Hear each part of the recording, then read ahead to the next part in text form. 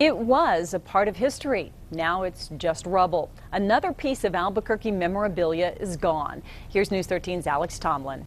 Diane, the Aztec Motel was once a booming tourist spot on Route 66, but those days are over, and the same is true for most of the famous stretch of road running down Central Avenue.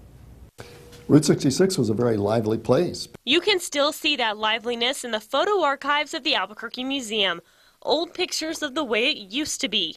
This is downtown and Nob Hill, but this is today.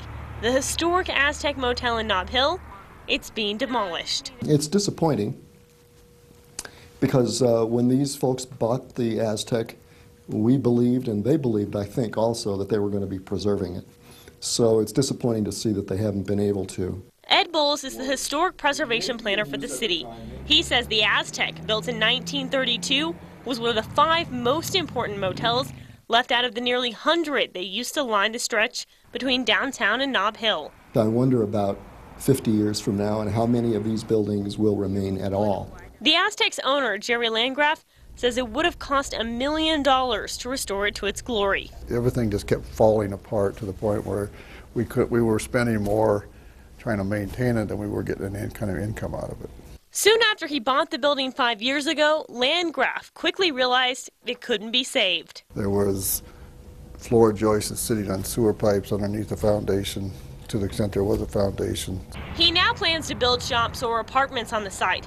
Landgraf owns other old motels, including the Premier, just across the street from the Aztec. He hopes to save those.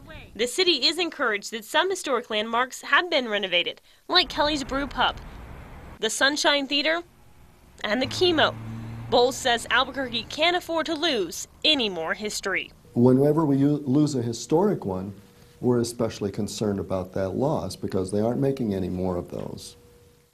You may remember that the Aztec used to have a lot of memorabilia hanging on the outside walls. Some of it was given to people who asked for specific pieces, but the owner says most of it was so damaged he had to just throw it out. Diane? Okay, Alex, now the city owns 2 other historic Central Avenue motels, the Alvado and the De Anza historic motels. It does plan to remodel both, starting with the De Anza.